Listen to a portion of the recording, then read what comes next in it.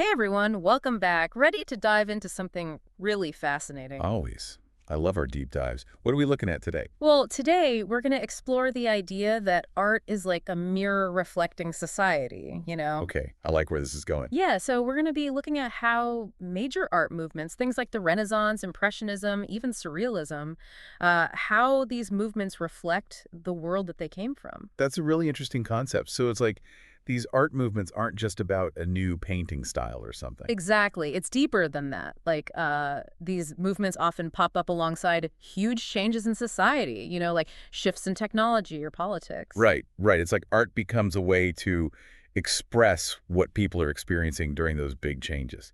Exactly. So to really get this, let's look at a really classic example, the Renaissance.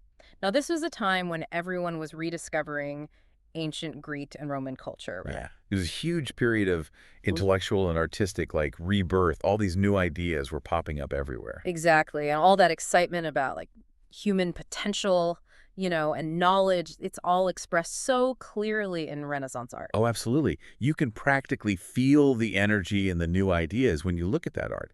Think about Da Vinci's Vitruvian Man. I mean, that's not just some anatomy drawing, right? It's like a symbol of how much people back then were fascinated with the human body and the idea of man as like the center of the universe. Wow, yeah, I never thought of it like that. It's true. Yeah. And that connection, the way art reflects society, that's not just a Renaissance thing. It's like a pattern throughout history, across different cultures. You see it everywhere. That's so cool. Like, take Byzantine art, for example. It's Mhm. full of religious symbols, right? Right. And that tells us a lot about how important religion was in Byzantine society. Yeah, totally.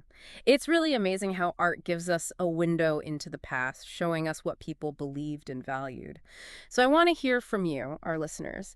Think about a work of art or an art movement that really speaks to you, okay?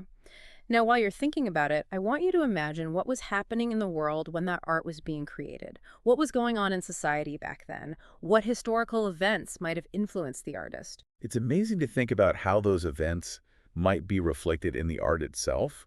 Like, take Impressionism. It emerged in 19th century France when everything was changing because of industrialization. And the Impressionists, they totally broke away from the traditional realistic style of painting. Instead, they tried to capture, like, fleeting moments and the effects of light. Right, right. It's like they were reflecting that fast-paced, ever-changing modern life that was emerging at the time. Exactly. That's a brilliant point. So, if art is like a mirror reflecting society, I gotta ask, what do you think current art movements say about our world? Whoa, that's a big question.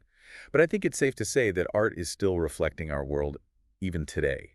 You've got everything from street art tackling social issues to digital art, which obviously reflects our tech-driven world. It goes to show art always finds a way to engage with the times, and it gives us a glimpse into who we are and what we care about as a society. That's a great point to end on. It's really amazing how art can tell us so much, not just about the past, but about ourselves.